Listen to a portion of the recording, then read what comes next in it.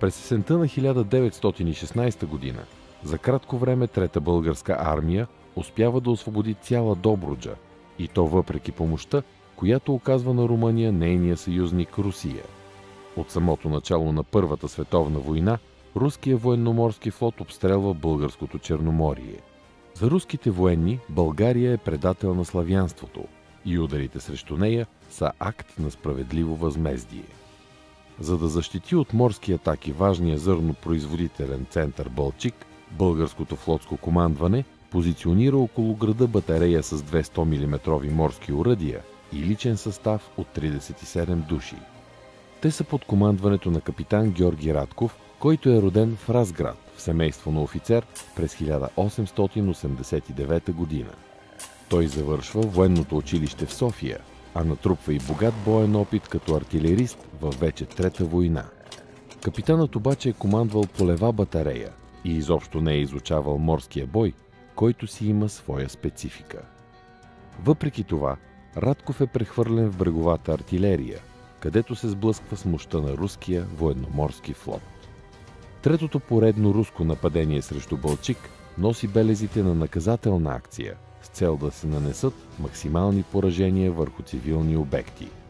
На 13 декември 1916 година руския крайцер Памет Меркурия и два ескадрени миноносеца под командването на един от най-опитните и решителни офицери от руския черноморски флот се появяват пред Балчик. Срещу руските военни кораби застава една батарея, чийто личен състав никога не е участвал в морски бой.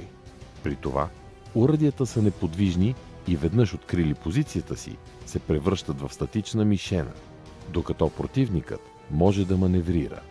Всички осъзнават, че е достатъчен един точен залп на крайцера, за да унищожи българските артилеристи.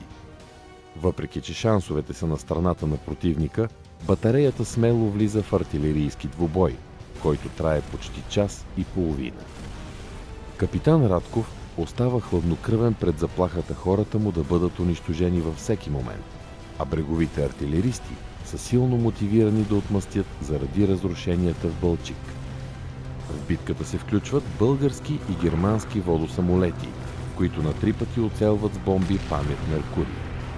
Опасността от единствената българска подводница допълнително отклонява вниманието на противника.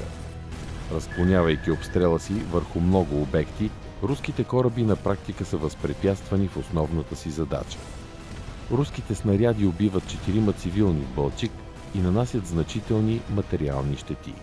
Но те щяха да бъдат много по-големи, без героичния отпор на батареята на капитан Радков.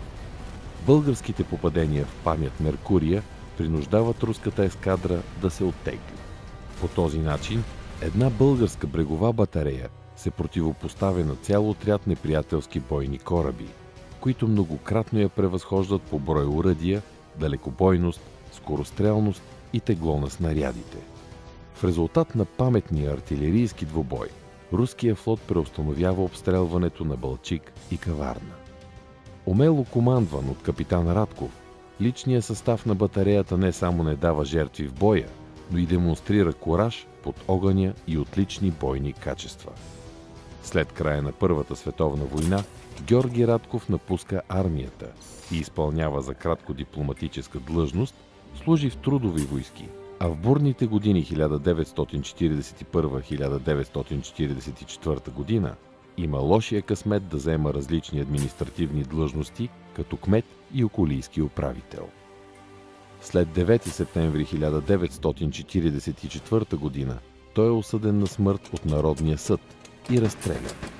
Не са представени никакви доказателства за неговата евентуална вина.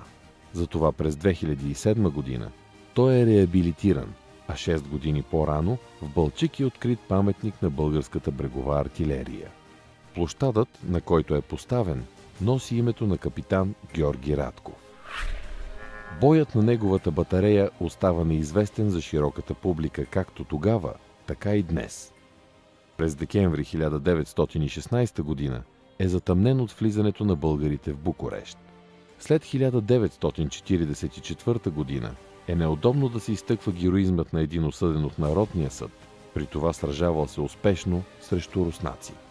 А морският бой при Балчик е една от най-значимите и героични страници от българската морска летопис. И определено заслужава признателността на поколенията.